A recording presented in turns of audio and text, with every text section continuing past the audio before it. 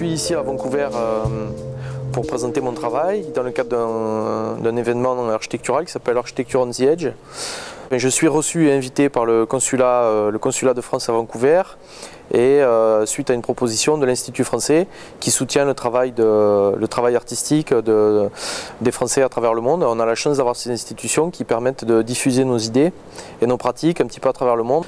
Alors la conférence que je donne dans le cadre de cet événement d'architecture va parler un petit peu je vais raconter un petit peu mon histoire, assez simplement, puisque on incarne un projet en tant qu'architecte, on porte des idées, on défend des idées, mais c'est aussi un parcours personnel.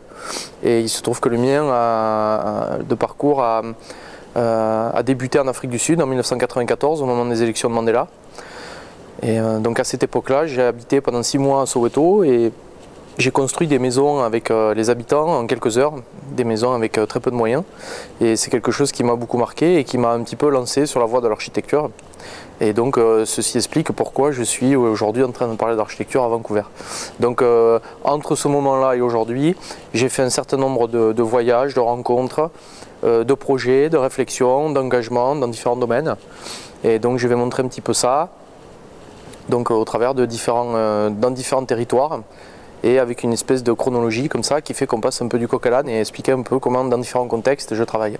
Je défends comme idée le fait que l'architecture pour moi doit être au service des hommes, du vivant sous toutes ses formes, dans son rapport à la nature. Et je crois que l'architecture doit être un peu plus efficace, plus proche des choses et un petit peu moins dans l'abstraction. L'architecture pour moi est quelque chose de contextuel, c'est-à-dire que le projet est au service de choses préexistantes, d'un contexte physique, du climat, d'un sol, d'une végétation, mais aussi le contexte humain, social, économique. Et donc c'est à partir de ces contraintes que l'on fait des projets. Et donc c'est une architecture qui est plutôt un processus de fabrication plutôt qu'une production d'un objet. Il me semble que par exemple quand on est dans un territoire comme celui de Vancouver, ici avec une géographie très forte, la présence d'une forêt, d'une végétation très puissante, l'architecture devrait s'insérer là-dedans et devrait être en lien étroit et intime avec ces paysages et non pas être un petit peu au-dessus de tout ça de manière très sophistiquée en proposant par exemple des toitures végétales qui me semblent être pas à la hauteur de la géographie du territoire. C'est un enjeu effectivement de l'architecture de trouver des réponses, des solutions à la question de la densité, à la question de la fabrication de la ville qui est beaucoup trop standard. Les logements sont souvent trop petits, d'une qualité qui ne répond pas aux attentes et au mode de vie que les habitants souhaiteraient avoir aujourd'hui. La question n'est pas la forme urbaine, je préfère aborder ces choses-là par le contenu et par la qualité des logements qu'on produit.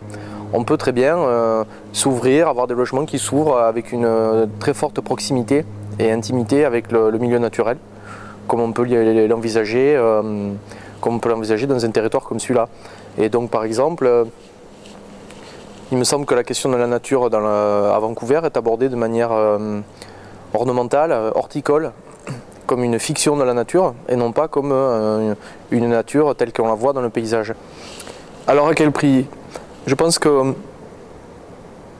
l'architecture, tout à l'heure j'expliquais que l'architecture aborde les choses de manière très abstraite et elle aborde aussi par cette abstraction, elle propose des réponses extrêmement sophistiquées. Et je pense que cette sophistication elle représente un coût et une économie qui n'est pas raisonnable. Et je pense qu'on pourrait très bien faire des logements beaucoup plus grands, beaucoup plus simples, avec beaucoup de bon sens. On pourrait répondre de manière très économique à la question du logement. Et puis peut-être que s'il y avait un peu moins d'intermédiaires, un peu moins de gens qui font beaucoup de bénéfices sur la question du logement, peut-être que les coûts diminueraient encore plus. C'est un projet de vie, un logement. Donc les habitants, quand ils ont la liberté et la possibilité, ils expriment leur projet de vie au travers de leur habitation. Je suis sûr que dans la culture canadienne, on le voit, je suis sûr que les gens qui ont construit dans les forêts des maisons eux-mêmes expriment cette dimension esthétique qui m'intéresse. Maintenant, quand on a affaire à des logements standardisés, homogènes, la question de l'esthétique est réglée par un architecte et l'habitant est complètement déconnecté de toute expression architecturale ou d'un projet de vie. Soit on a une approche individuelle, c'est-à-dire on fait une maison au milieu d'une parcelle avec une grille ou une barrière autour, soit on fait des bâtiments collectifs qui sont ultra collectivistes, c'est-à-dire on répète 10 fois, 50 fois, 100 fois, 200 fois le même logement, ou le même type de logement, où finalement tout devient homogène. Donc, est-ce qu'il est possible aujourd'hui de, peut-être dans une structure collective repensée, de conserver l'expression individuelle d'un habitat individuel, mais dans une structure collective? Et je pense que c'est un enjeu de l'architecture, d'inventer des processus, des nouveaux outils, des nouvelles méthodes de concevoir les logements pour qu'il y ait plus de diversité, plus de précision et plus de place pour l'habitant pour répondre avec précision à ses besoins et à son désir. On ne peut pas s'opposer aux enjeux et aux questions d'économie d'énergie. Évidemment que tout le monde est d'accord avec ça. Aujourd'hui, on va beaucoup trop loin sur les questions architecturales par rapport à ces enjeux-là. C'est-à-dire que c'est ça qui façonne l'architecture et les logements. Mais je pense que la qualité de l'habitation doit primer sur les questions énergétiques. Et ensuite, comme je le disais, peut-être il faut avoir une approche un peu moins sophistiquée, un peu plus de bon sens. Par exemple, quand on a froid, on peut mettre un pull, et puis ainsi de suite. On a recours à des systèmes qui nous permettent de peut-être nous protéger en hiver, et puis de s'ouvrir un peu en été.